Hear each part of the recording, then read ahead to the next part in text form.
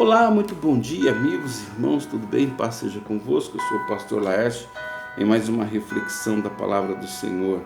Hoje aqui em 2 Coríntios, capítulo 4, versículo 3 e 4, diz assim: Mas se o nosso evangelho ainda está encoberto, para os que se perdem está encoberto, nos quais o Deus desse século cegou o entendimento dos incrédulos, para que não lhes resplandeça a luz do evangelho da glória de Cristo, que é a imagem de Deus. Amém? O que a Bíblia está dizendo, querido? Que na realidade existem inúmeras pessoas das quais Deus ainda não foi revelado. É por isso que a pessoa ela acha que todos os caminhos levam a Deus. Você já deve ter conversado com pessoas que têm essa visão, que têm esse entendimento de que todos os caminhos conduzem a Deus.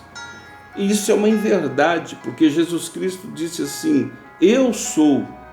Ele não pôs no plural, Ele disse: eu sou o caminho, a verdade e a vida. E aí completa dizendo: ninguém vem ao Pai a não ser por mim.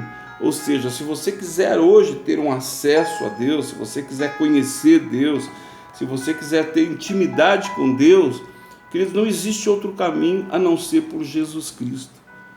Os demais caminhos são filosofias, são religiosidade, mas não te conduz ao verdadeiro e único Deus, que é o Criador dos céus e da terra.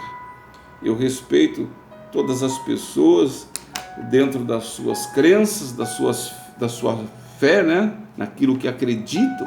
Tem gente que acredita nos dados, tem gente que acredita nos jogos de búzios, tem gente que acredita em cartomantes, em ciganos, tem gente que acredita em imagens, tem gente que acredita, enfim, nos astros, e enfim, cada um acredita naquilo que quer. Nós temos livre-arbítrio para isso.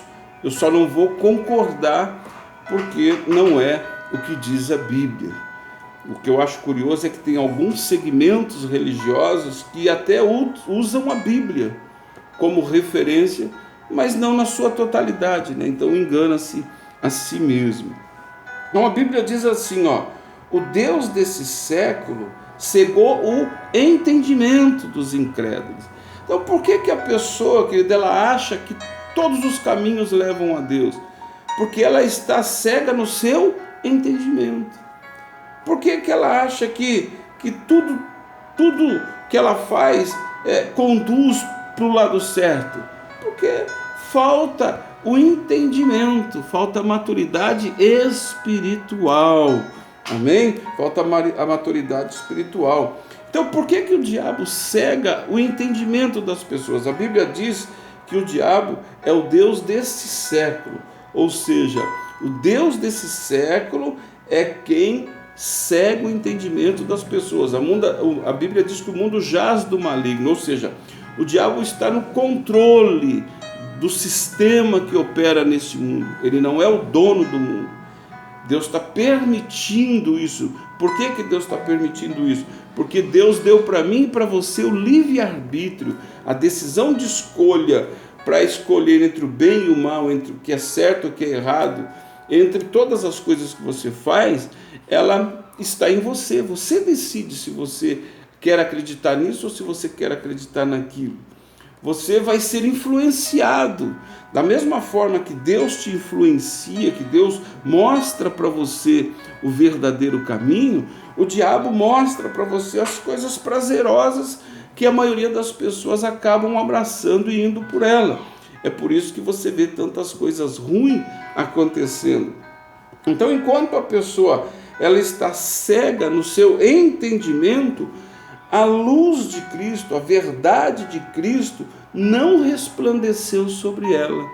Ela ainda não tem um entendimento de quem é de fato e de verdade Jesus Cristo, e ela não tem a capacidade de absorver os ensinamentos de Jesus a ponto de colocá-los em prática, a ponto de fazer do ensinamento de Jesus a sua conduta de vida. Então ela aceita mais ou menos, porque as religiões maqueiam a obra de Cristo. Então você tem determinado segmento religioso que eles pregam o Evangelho de Jesus Cristo, mas com um livro autoral de um outro personagem. Eu não quero ficar citando nomes aqui, que eu não vim aqui para polemizar, queridos. Mas então se prega o Evangelho de Cristo, mas o livro principal que conduz, né, essa religião, que conduz as pessoas que lá frequentam, não é a Bíblia, né? Por quê? Porque consideram que esse personagem concluiu, né, aperfeiçoou e recebeu a autorização de Cristo para completar a sua obra. Sendo que Jesus Cristo fala: Pai, está consumado. Ou seja, ele consumou a sua obra, ele finalizou a sua obra. Ele não passou para nenhum terceiro, querido, no futuro, completar a sua obra. Isso é uma grande mentira, uma grande inverdade. Então o que acontece? É necessário que nós tenhamos o quê, querido? É necessário que nós tenhamos uma boa consciência e começamos a pensar de fato e de verdade se naquilo que eu tenho depositado a minha confiança está a presença de Deus. A Bíblia diz assim, olha: rejeitemos as coisas por vergonha se ocultam, não andamos com astúcia, nem falsificamos a palavra de Deus. Antes recomendamos a consciência de todos os homens na presença de Deus pela manifestação da verdade. Ou seja, queridos, eu não falsifico, eu não posso falsificar a palavra de Deus. Eu tenho que levar até você o que ela diz. Se eu começar a levar até você fatos que não se encaixam aqui, eu passo a ser um falsificador da palavra. Eu passo a ser um enganador. E a tendência, eu vou pagar um preço muito caro por isso. Mas o pior, eu posso iludir a muitos. Então peça a Deus, querido, que esclareça a tua mente. Peça a Deus que entre no teu coração, que revele a verdade para você, para que você não seja ludibriado, para que você não seja enganado. As pessoas que praticam o mal, sejam eles aqueles mal de tirar vida, de roubo, como aqueles de enganar, de mentir. Queridos, todas as pessoas que praticam o mal como conduta de vida, eu não estou dizendo aquela pessoa que nunca erra, porque não existe um ser humano que nunca vai errar, mesmo sendo ou não sendo cristão. A Bíblia diz que não há homem que não peque. Eu falo aquele que conduz a sua vida no erro, que faz da trajetória da sua vida, que faz daqueles erros parte de sua caminhada. Ele vive assim a vida toda e não quer mudar. É desse tipo de pessoa que eu estou falando. Então, foi cegado o entendimento dele, e ele acha que aquilo passou a ser uma coisa que faz parte da sua vida, faz parte do seu caminho, da sua trajetória. E aí, essa pessoa, ela está o quê? Cega no seu entendimento. Ou seja, imagina uma pessoa cega caminhando pela rua. Se ela não for amparada por alguém, conduzida por alguém, ela certamente vai cair num buraco, vai atravessar na frente de um carro, vai tropeçar e vai cair, enfim, vai acontecer muitas coisas. O cego no seu entendimento é a mesma coisa, o cego espiritual é a mesma coisa. É como se ele tivesse com os olhos fechados, querido. Todo caminho leva a Deus, Deus me entende, Deus está nos búzios, Deus está na cartomante, Deus está no espiritismo, Deus está aqui, Deus está ali.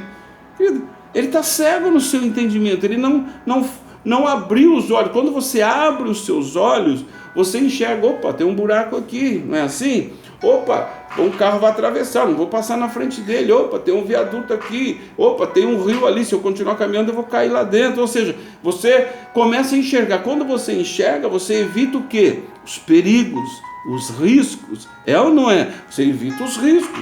Quando você começa a enxergar, né, espiritualmente falando, você começa a ver, opa, isso aqui tem mentira, opa, isso aqui tem engano, opa, isso aqui não é o que a Bíblia diz, isso aqui está errado, opa, e você começa então a ser esclarecido de que Cristo, ele é a imagem de Deus, ele é o Filho de Deus. A luz do Evangelho, a luz dos ensinamentos de Jesus passam a ter fundamentos na tua vida e certamente aí sim você começará uma vida com Deus e vai entender de fato e de verdade quem é a pessoa de Jesus Cristo e vai aceitar para você com prazer que somente Ele te conduzirá à presença do Pai.